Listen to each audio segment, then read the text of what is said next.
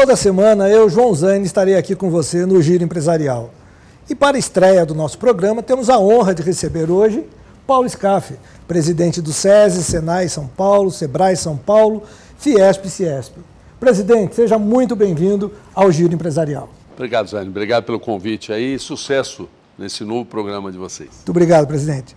Presidente, estamos entrando no momento de crescimento da economia, retomada da economia.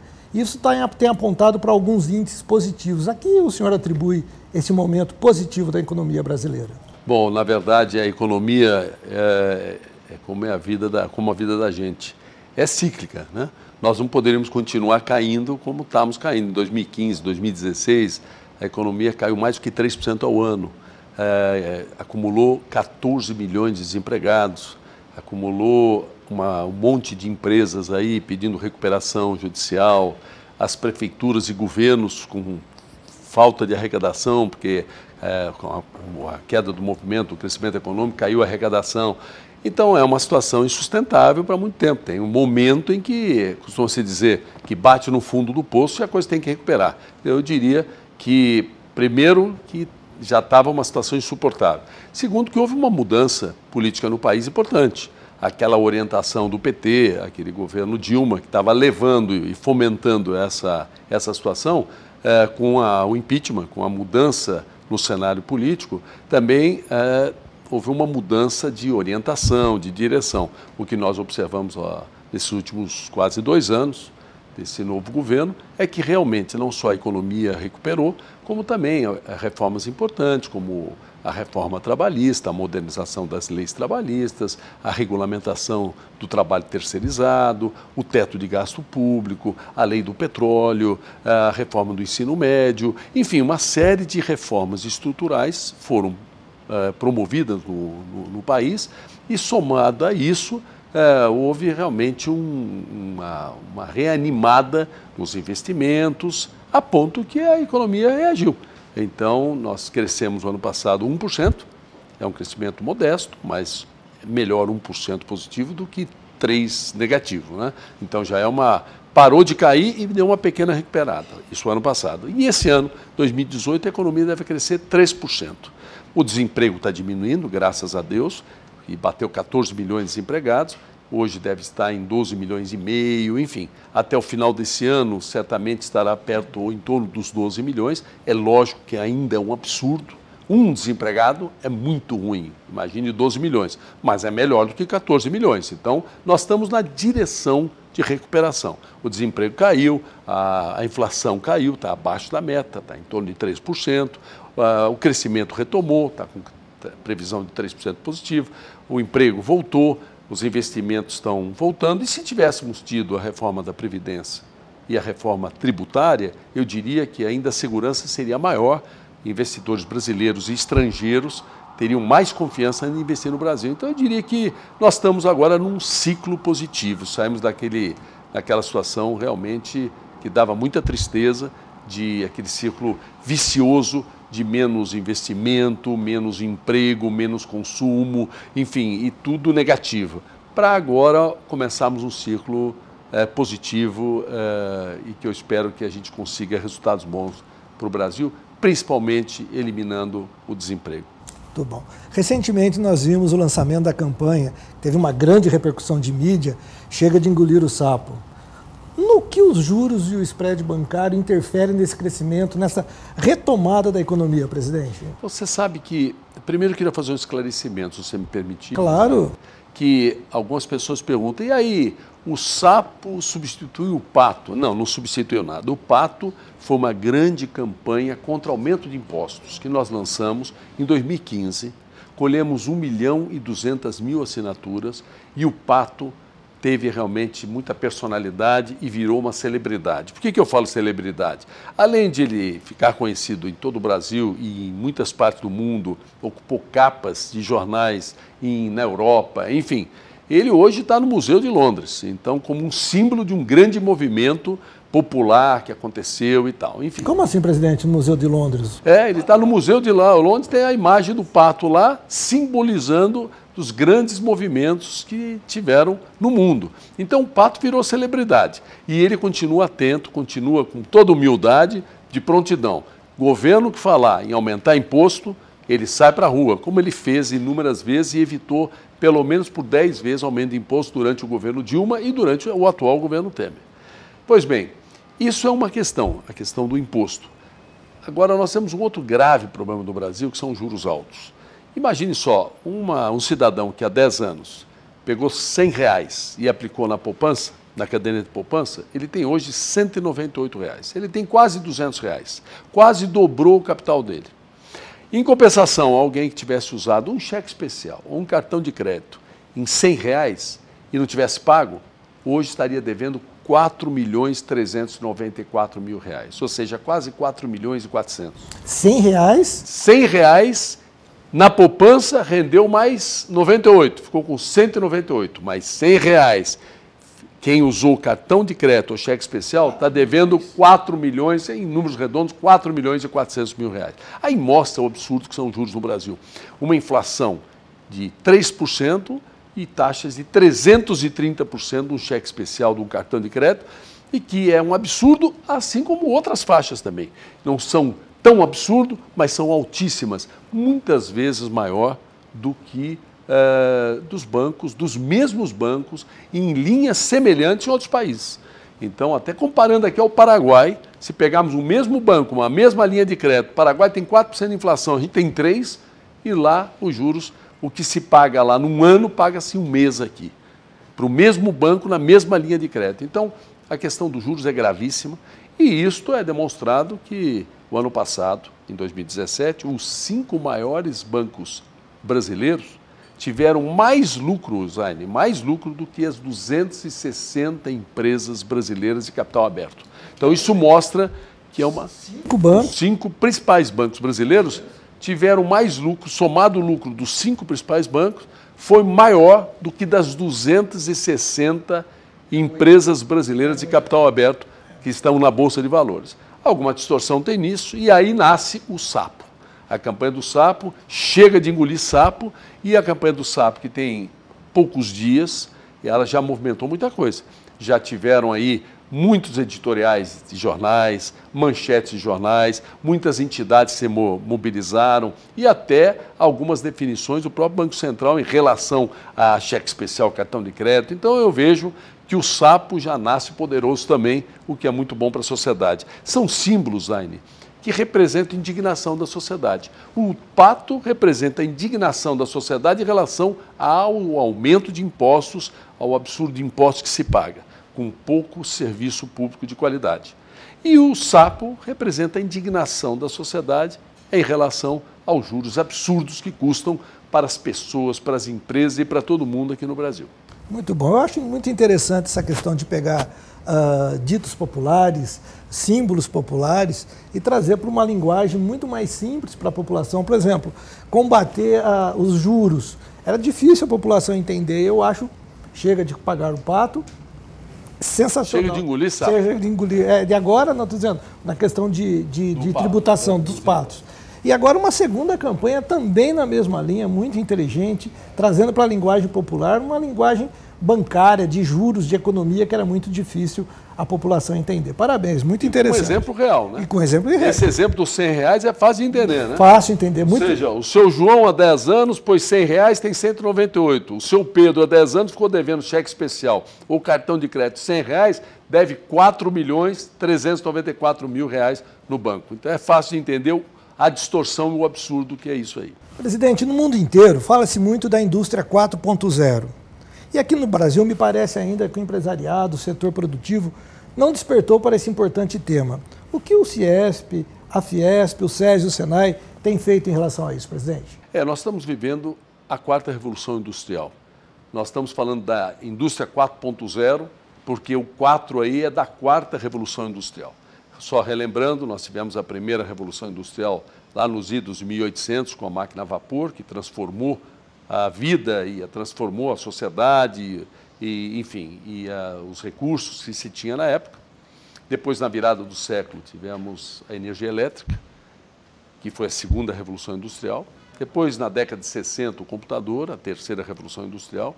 E agora nós estamos na quarta revolução industrial, que ela se caracteriza pela inteligência artificial, pela realidade virtual. Ou seja, o computador deixou de ser burro, deixou de ser uma máquina burra para ser uma máquina inteligente, que raciocina, que dá opções.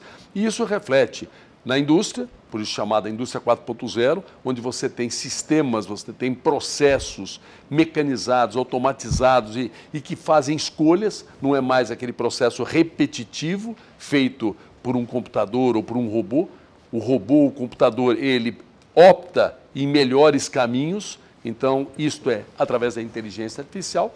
Mas a Revolução Industrial, quando você fala em inteligência artificial, apesar de chamar a Revolução Industrial, a quarta Revolução Industrial, ela interfere não só na indústria, interfere na vida das famílias, das pessoas, das empresas e de todos nós. Os costumes vão mudar. Quando a gente fala em inteligência artificial, já podemos lembrar a possibilidade de ter um carro virtual, um carro autônomo. Ou seja, no futuro tem um carro que não tenha motorista. No futuro, aquele sonho de consumo que todos os jovens tinham há 20, 30, 40, 50 anos atrás, de ter o primeiro carro, vai mudar isso aí, já não vai ser esse o produto, não vai ter essa vontade de dirigir um automóvel, pelo contrário, vai comprar um carro autônomo, que não vai ter nem um ser humano dirigindo, enfim, assim como o costume hoje, de você pôr um celular na tomada, de manhã tirar da tomada e por um aparelho portátil, você falar com o mundo, gravar, filmar, ter acesso à internet, fazer seus pagamentos, recebimento, controlar uma empresa, enfim. São grandes mudanças de hábitos. São muito mais rápidas hoje.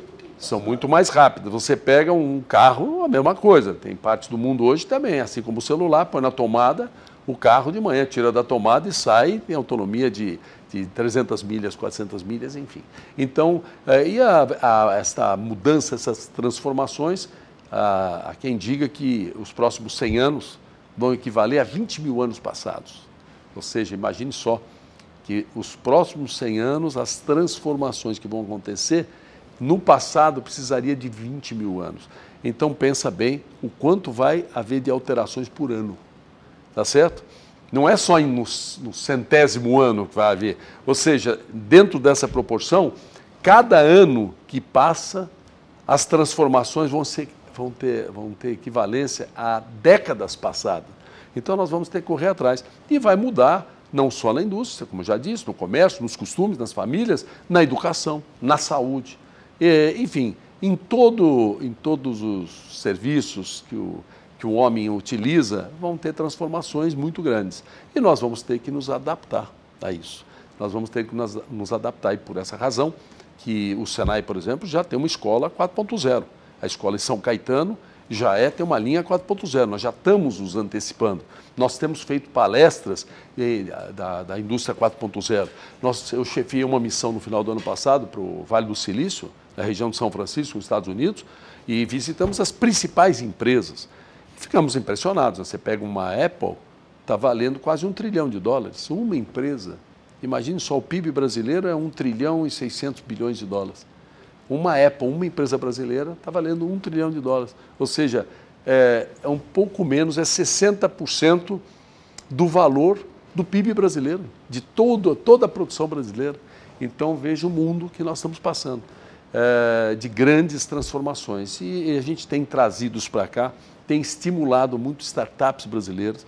Levei para o Vale do Silício algumas startups brasileiras, onde a Fiesp bancou a estada deles lá em São Francisco, junto com startups americanas, startups israelenses. Enfim, nós temos que nos adaptar a esse grande movimento mundial. E se educação sempre foi importante, agora será indispensável, porque a diferença em as pessoas terem ou não oportunidade vai estar na qualidade do conhecimento e da educação que vão ter. Por isso que, mais uma vez, o Senai, o SESI prestam um serviço altamente relevante, o serviço de dar educação de qualidade. E muitas pessoas me perguntam, viu, Zaine, Scaff, você acha que daria para levar a sua experiência ao governo de São Paulo, para que as escolas do governo, as escolas do Estado tenham a mesma qualidade do SESI, do Senai? É natural que pode. É natural, tem que ser, não há alternativa. Nós não podemos continuar aceitando uma escola do Estado que crianças frequentem e não aprendam. Presidente, e é possível fazer essa transformação na educação com os recursos que hoje o Estado disponibiliza? A gente já vai ver isso daqui a pouquinho depois do nosso intervalo.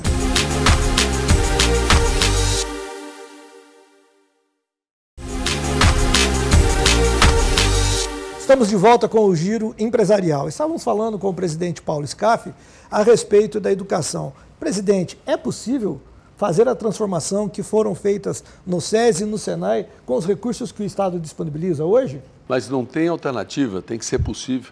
Você pensar que uma escola do Estado, crianças não aprendam e professores não são respeitados e assim tem que ficar, é um absurdo. O Estado hoje tem 3 milhões, o Estado de São Paulo, 3 milhões e 700 mil alunos.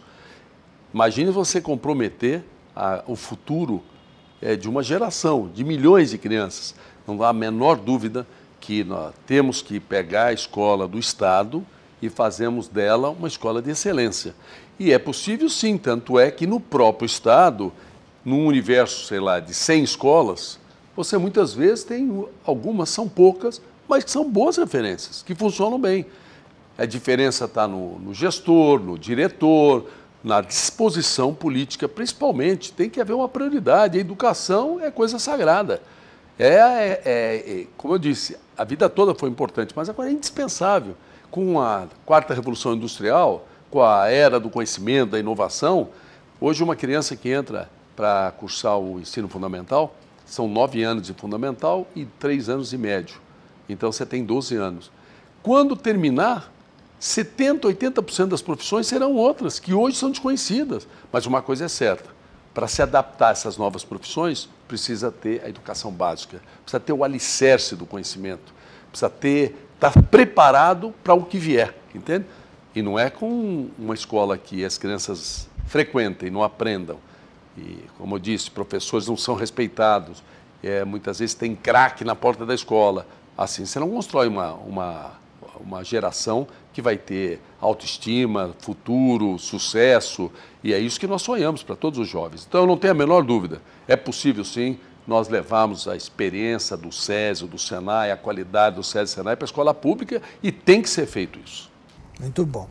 Presidente, seu nome frequentemente aparece em destaque nas principais pesquisas para governo do Estado de São Paulo. Queria fazer 2 perguntas. O senhor realmente será candidato? E segundo, como é ser candidato a um cargo público nesse momento em que se prega tanto ódio à política? As perguntas são boas. Você sabe que você tem que entrar quase no campo espiritual. No meu caso, que não depende da política, não tenho uma carreira política, me filiei a um partido político para ajudar.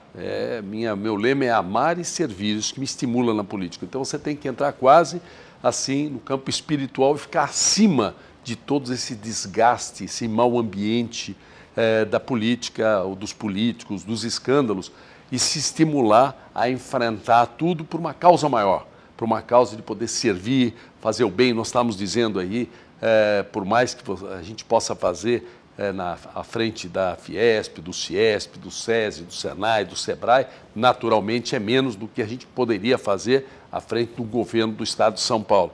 Então, isto daí estimula e faz com que você fique acima das coisas, dessas coisas que envergonham a todos nós e que enoja a política brasileira. Esse é um ponto. O outro ponto, que maus políticos não significa que a política não seja uma coisa legal.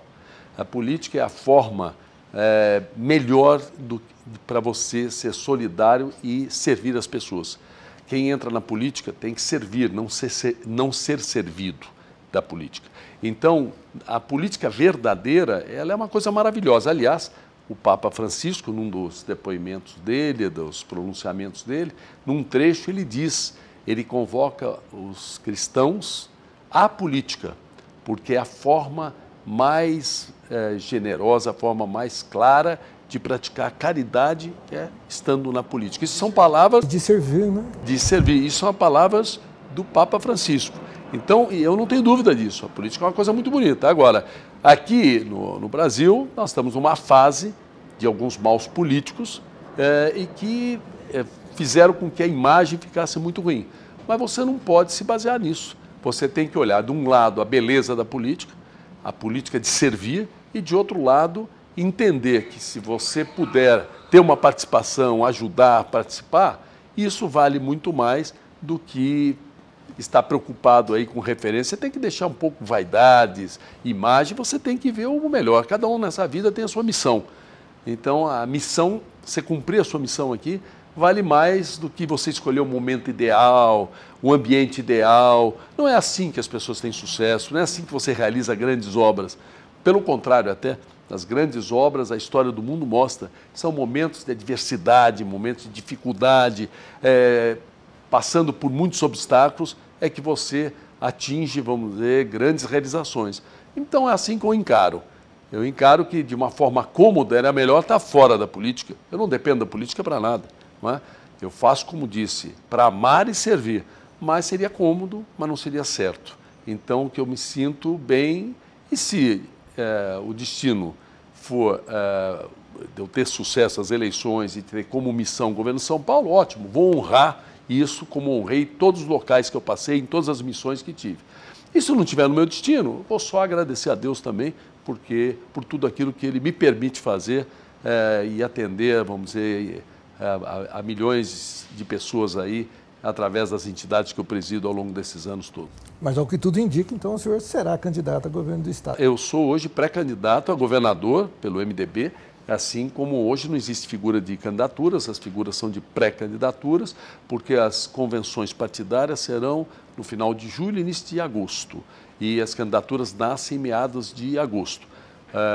Mas tudo indica, quer dizer, a figura de pré-candidato, hoje eu sou o único pré-candidato a governador do meu partido, tenho sempre que agradecer, porque em 2014 tive quase 5 milhões de votos no estado de São Paulo, e como você bem falou, novamente nas pesquisas que existem aí, que são publicadas, eu apareço na maior parte das regiões de São Paulo liderando as pesquisas, então eu tenho que agradecer essa confiança que as pessoas de São Paulo têm na minha pessoa, e o restante está na mão de Deus, né? O que vai ser no dia de amanhã não está na nossa mão, quanto mais o que vai acontecer em agosto ou em outubro nas eleições. Mas eu confio muito em destino e cada um cumpre a sua missão nessa vida. E se tiver na minha missão, vai ser. Se não tiver, então terei outras missões. Sabe que recentemente um empresário foi eleito para comandar a maior cidade do país e com pouco mais de um ano, renegando o próprio discurso, renunciou. Eu queria perguntar para o senhor, se o senhor for eleito governador do maior estado da federação, o senhor irá concluir o seu mandato? Ah, natural, né, Zaine? Você sabe que na vida da gente, o importante, mais do que palavras, são exemplos. Quem verificar a minha vida, eu nunca larguei missões no meio do caminho. Eu sempre cumpria as minhas missões com muito orgulho, com muita dedicação e com muita firmeza, com muita coragem, com muito trabalho, sempre as concluí. E tanto é que eu fui eleito presidente da Fiesp, eu fui um candidato de oposição. Eu fui eleito, não é fácil um candidato de oposição na Fiesp, você sabe, você acompanhou esse processo, fui eleito com 60% dos votos. E fui reeleito a última vez com unanimidade dos votos. Então é um reconhecimento a missões cumpridas e bem cumpridas. Então não está na minha personalidade abandonar missões, não, pelo contrário. E principalmente no meu caso, que eu não sou um político de carreira, sou sim um político hoje. Quem é filiado a um partido político, quem é um pré-candidato, falar que não é político é que nem um médico que está atendendo falar que não é médico, um advogado que está advogando falar que não é advogado. Então não tem sentido. Mas eu não sou um político de carreira, né? Eu entrei na política para servir, não faz muito tempo e tal, mas se eu tiver a oportunidade de governar São Paulo, com muito orgulho e muita honra, vou cumprir a minha obrigação e vou procurar fazer o melhor para transformar São Paulo uma referência para o Brasil e para o mundo, né? Muito obrigado, presidente. Foi um prazer estar aqui com você. E você que está nos assistindo, continue a acompanhar o Giro Empresarial todas as segundas-feiras às 20 horas. E eu gostaria que o senhor deixasse uma mensagem final para o povo de Rio Claro e de toda a nossa região. Olha, eu me orgulho muito de ser brasileiro e quero que vocês todos se orgulhem também de ser brasileiro. Não é por causa de alguns maus brasileiros que a gente se vira as costas para o nosso país. O Brasil é um país fantástico. E o Brasil tem 27 estados. 26 estados do Distrito Federal, são 27. Um deles é São Paulo, que nos orgulha muito. São Paulo, ele é um estado pujante, pioneiro, está nas nossas raízes o espírito bandeirante. Então, nesse sentido, mais ainda nós temos a obrigação de acreditar no Brasil e em São Paulo e transformarmos esse estado numa belíssima referência aos outros estados brasileiros, seja na educação, na segurança, na saúde, na inovação, na tecnologia. Vamos fazer aí um Vale do Silício brasileiro aqui em São Paulo, enfim, em oportunidade às pessoas e uma referência internacional. Assim como, com muito orgulho, presido entidades como o Senai, o SESI, a Fiesp, que são referências internacionais, são citadas internacionalmente, da mesma forma e com muito mais propriedade. O nosso estado de São Paulo tem que ser uma referência do bem, referência a ser copiada, a ser seguida por muitos outros países do mundo, não só outros estados brasileiros. Então, vamos nos orgulhar de sermos paulistas brasileiros. Obrigado a todos. Obrigado, presidente. Obrigado, Paulo Scaff. Obrigado. Viu? Obrigado a todos que nos assistiram. Esse é o nosso programa de estreia. Que todos tenham uma excelente e produtiva semana. Boa noite, muito obrigado.